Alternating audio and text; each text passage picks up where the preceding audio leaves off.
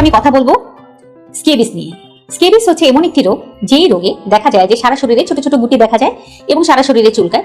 শরীরের বিশেষ বিশেষ জায়গায় এই গুটি বা দানা দেখা যায়, যেমন আঙুলের চিপা, যৌনাঙ্গ এবং যে জায়গাগুলোতে শরীরে ভাঁজ রয়েছে সেই জায়গাগুলোতে। বাচ্চাদের ক্ষেত্রে হাতের তালুতে কিংবা মুখে, এমনকি মাথার ত্বকেও দেখা যায়। দেখা যায় যে পরিবারের একজন যদি আক্রান্ত হন তাহলে দেখা যায় আরো 2-4 জনও সারা শরীরে চুলকাতে দেখা যায়। এটি একটি ছোঁয়াচে রোগ।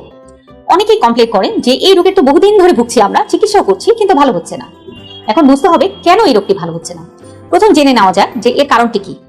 এই স্কেবিস বা শুকনা চুলকানি আমরা যাকে বলি সাধারণ ভাষায়, এর পিছিয়ে যে জীবাণুটি দায়ী সেটি হচ্ছে এক ধরনের পোকা, যেটিকে বলি আমরা সার্কোপটিস স্কেবি।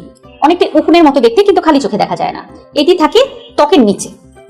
এই ছোট পোকাটি কিন্তু কারো একজনের শরীরে যদি আসে তাহলে দেখা যায় যে ওই পরিবারের সবার শরীরে আস্তে আস্তে এটি আক্রান্ত করতে পারে। কিংবা অনেক সময় দেখা যায় যে যারা হোস্টেলে থাকেন কিংবা অনেকেই একটি ছাত্রাবাসের ভিতরে থাকেন, বিশেষ করে মাদ্রাসা কিংবা বোর্ডিং স্কুল, তাদের দেখা যায় যে একই রুমে যারা থাকছেন বা একই সাথে যারা লেখাপড়া করছেন তাদের অনেকেরই একই সাথে এই রোগটি দেখা যায়। বিশেষত রাতের বেলায় বেশি চুলকাতে দেখা যায়। এই রোগে সাধারণত আমরা লাগানোর ওষুধ দিয়ে থাকি এবং অনেক সময় প্রয়োজনে খাবার ওষুধও দিয়ে থাকি। যেখানে ভুলটি হয় সেটা হচ্ছে যে যখন আমরা এই রোগের ওষুধ প্রয়োগ করতে বলি তখন আমরা রোগীকে বলে দেই যাতে রোগীর সংস্পর্শে যারা আছেন এবং পরিবারের সবাই একইভাবে একই নিয়মে এই ওষুধ পরিমাণ মতো ব্যবহার করতে হবে। কিন্তু অধিকাংশ ক্ষেত্রে দেখা যায় যে পরিবারের যেই কয়জনের গায়ে চুলকানি শুধু সেই কয়জনই ব্যবহার করছেন, কিন্তু যার একটু কম চুলকানি রয়েছে বা যার চুলকাচ্ছে না এখনো, তিনি ব্যবহার করছেন না। কিংবা আমরা যেভাবে উপদেশ দিয়ে থাকি কাপড় চোপড় পরিষ্কার করার জন্য ঠিক সেভাবে করছেন না। কিংবা যেভাবে লাগাতে বলে থাকি একেবারে থুতনি থেকে শুরু করে পা পর্যন্ত, এবং বাচ্চাদের ক্ষেত্রে অনেক সময় দেখা যায় যে মাথার ত্বকে কিংবা মুখের ত্বকেও আমরা লাগাতে বলি, যে নির্দেশনাটি আপনাদের দেওয়া হয় অনেক সময় দেখা যায় এটি সঠিকভাবে পালিত হচ্ছে না। আর এটি ভালো না হওয়ার কারণ।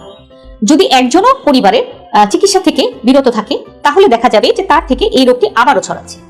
যদি রোগটি বারবার হয় তাহলে বুঝতে হবে যে এই ছোট জীবাণুটি আপনার বাসা থেকে দূর হচ্ছে না, কিংবা কাপড় চোপড় থেকে দূর হচ্ছে না, কিংবা আপনি যাদের সাথে চলাফেরা করছেন তাদের কারো শরীরে হয়তোবা জিনিসটি রয়েছে। তাই ঠিক চিকিৎসকের পরামর্শ অনুযায়ী প্রত্যেকেই এই ওষুধটি সঠিক নিয়মে সঠিকভাবে ব্যবহার করতে হবে। কিংবা খাবার ওষুধ যদি দেওয়া হয় তাহলে সঠিক নিয়মে খেতে হবে। তাহলে একমাত্র এই রোগের থেকে পরিত্রাণ পাওয়া সম্ভব। ধন্যবাদ।